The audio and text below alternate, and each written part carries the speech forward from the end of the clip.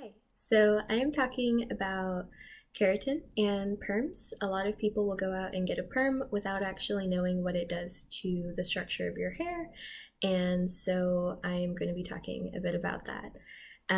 So first off, if you have circular hair follicles, then you have straight hair. The more ovular the hair follicles get, the curlier they get. So that's pretty straightforward.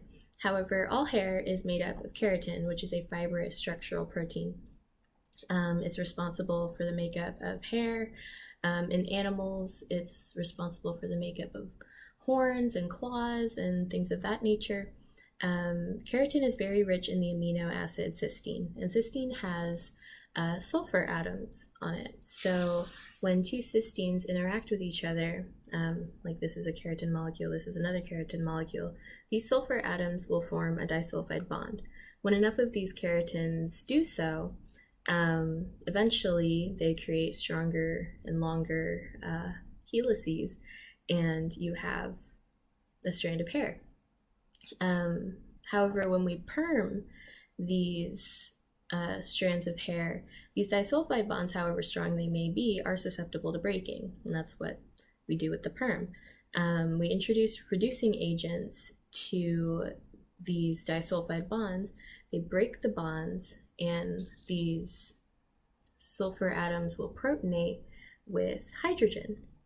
And instead of these sulfur atoms being attached to each other now, they're each attached to a hydrogen atom.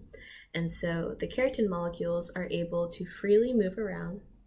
So if you have straight hair and you're wanting it curly, chances are it's going to be in curlers.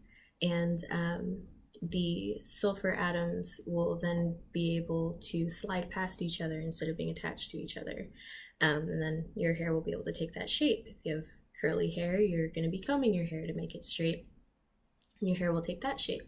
Once your hair is in the position that's desired, then we introduce an oxidizing agent, and that will make the disulfide bonds reform.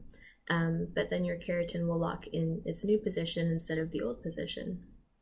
So new perms have better reducing agents that won't damage your hair as much. Also, things like temperatures can affect how your hair is damaged or not damaged.